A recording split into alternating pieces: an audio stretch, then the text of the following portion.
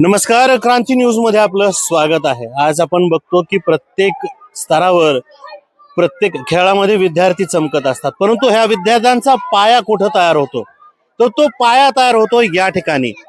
आज मी आहे लिंगिवरे या गावी आणि लिंगिवरे गावामध्ये जिल्हा परिषद प्राथमिक शाळांच्या केंद्रस्तरीय स्पर्धा सुरू आहेत।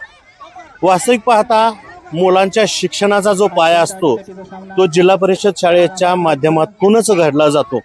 तिथूनच मुलं खेळामध्ये प्रावीण्य मिळवतात आणि त्याच्यानंतर शिक्षणात सुद्धा प्रावीण्य मिळवतात। आपल्या मुलांचा बेस ज्या पद्धतीने आपण आपलं घर बांधताना पाया मजबूत करतो त्या पद्धतीनं पाया मजबूत होणं गरजेचं असतं आणि तेच चित्र आज या जिल्हा परिषदेच्या मुलांच्या माध्यमातून दिसत आहे। एक वेगळा माहोल इथं तयार झालेला आहे। ज्या पद्धतीनं आपण टीव्हीवर सामने बघतो त्या पद्धतीचे सामने इथं आयोजित केले आहेत। तोच उल्हास तोच जोश या मुलांच्या मध्ये दिसत आहेत। एवढंच नव्हे तर त्यांना शिकवणारे शिक्षक सुद्धा त्याच त्वेषाने त्या विद्यार्थ्यांना प्रोत्साहन देतात। चला तर या स्पर्धेविषयी अधिक जाणून घेऊयात लिंगिवरे शाळेचे कडव सर यांच्याकडून। नमस्ते, ह्या ज्या स्पर्धा आहेत ह्या नेमक्या कोणत्या स्पर्धा आहेत आणि ह्या स्पर्धा अशा प्रकारे भरवल्या जातात? या स्पर्धा दरवर्षी शिक्षण विभाग सांगली यांच्या वतीने एक परिपत्रक आयोजित केलं जातं। त्यामध्ये जून जुलै महिन्यामध्ये बौद्धिक स्पर्धा होतात आणि डिसेंबर महिन्यामध्ये शारीरिक आपल्या म्हणजे फिजिकल स्पर्धा होतात। त्याच्यामध्ये तालुका स्तर, केंद्र स्तर आणि जिल्हा स्तरावर होतात। मग या आमच्या लिंगिवरे केंद्राच्या टोटल 11 शाळा आहेत लिंगिवरे केंद्रामध्ये। त्या 11 शाळांच्या स्पर्धा आज तुळाजीराव जिंबर विद्यालय या ठिकाणी संपन्न होत आहेत। त्या 11 शाळा कोणकोणत्या आहेत? टिंगरे वस्ती, पुजारवाडी, नळवस्ती, लिंगिवरे, राजेवाडी, गंचक्रमाळा, हनुमान दोंडा आणि पुजारवाडी। कडव सर, हे एवढे सारे विद्यार्थी इथं मोठ्या प्रमाणात आहेत। एकूण किती संघ आणि किती विद्यार्थी या ठिकाणी आलेले आहेत? जवळपास 11 संघ, म्हणजे खो खोच्या 11 टीम, कबड्डीच्या 11 टीम, मुलं मुली वेगळ्या आणि वैयक्तिक इव्हेंटमध्ये जर आपण विचार कराल तर गोळाफेक, लांब उडी आणि 100 मीटर धावणे, 50 मीटर धावणे आणि 50 बाय 4 मीटर रिले असे वेगवेगळे इव्हेंट याकडे संपन्न होत आहेत। जवळपास 400 ते 500 मुलं आज या प्रांगणामध्ये उपस्थित आहेत। आता ह्या केंद्रस्तरीय स्पर्धा सुरू आहेत। केंद्र स्तरानंतर मुलं तालुकास्तरीय, मग हे स्तर कशा पद्धतीने होतात आणि मुलांना तिथून पुढे कुठपर्यंत जायला संधी असते? आता आज होणाऱ्या स्पर्धा आहेत त्या केंद्रस्तरीय स्पर्धा आहेत। या 11 शाळांमधून प्रत्येक इव्हेंटमध्ये वैयक्तिक मधून 2 क्रमांक, पहिला आणि दुसरा। परंतु आपण केंद्र स्तरावर काय करतोय की मुलांना प्रबलन मिळणं खूप गरजेचं असते। त्या अनुषंगाने आम्ही 3 क्रमांक काढतोय, परंतु तालुक्याला यातून 2 क्रमांक जाणार आणि तालुकास्तरीय त्यांची निवड होणार।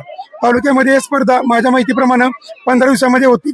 पुन्हा तालुका लेवलमधून 2 क्रमांक काढले जाणार आणि ते जिल्ह्याला जाणार आणि जिल्हा क्रीडा संकुल सांगली या ठिकाणी जिल्ह्यातून वेगवेगळ्या तालुक्यातून प्रत्येक खेळातून 2 वैयक्तिक स्पर्धक आणि प्रत्येक तालुक्याची प्रत्येक एक टीम, अशा टीमा जिल्हा क्रीडा संकुलला या स्पर्धा शिक्षणाधिकारी असतील, शिवसाहेब असतील यांच्या मार्गदर्शनाखाली पार पडणार। यामध्ये स्पर्धेमध्ये भाग घेतलेल्या विद्यार्थ्यांना किंवा विशेष प्रावीण्य मिळवलेल्या विद्यार्थ्यांना जिल्हा परिषद किंवा पंचायत समितीकडून काय दिलं जातं?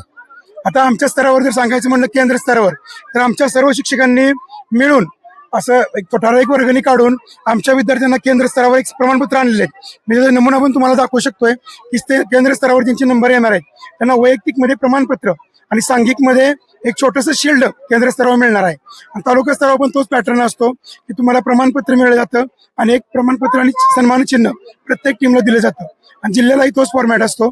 त्याचाही छानसा बक्षीस वितरण कार्यक्रम जिल्ह्याला संपन्न होतो। सर, आज स्पर्धेच्या युगामध्ये आपण बघतोय की जिल्हा परिषदेकडे येणारा ओढा कमी आहे, परंतु इथं थोडंसं चित्र वेगळं दिसतंय। तुमच्या सर्व शिक्षकांचं इथं परिश्रम सुद्धा दिसतंय।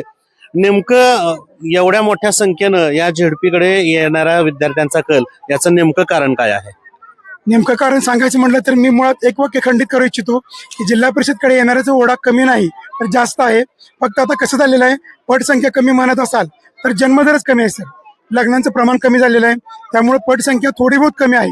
अदरवाईज मराठी शाळांकडे येण्याचं प्रमाण जर तुम्ही बघितलं, आपण जर सर्वे केला तर पहिलीत असणारे विद्यार्थी आणि दुसरीत असणारे विद्यार्थी ह्यामध्ये आमच्याकडे दुसरीत असणारा पट जास्त आहे।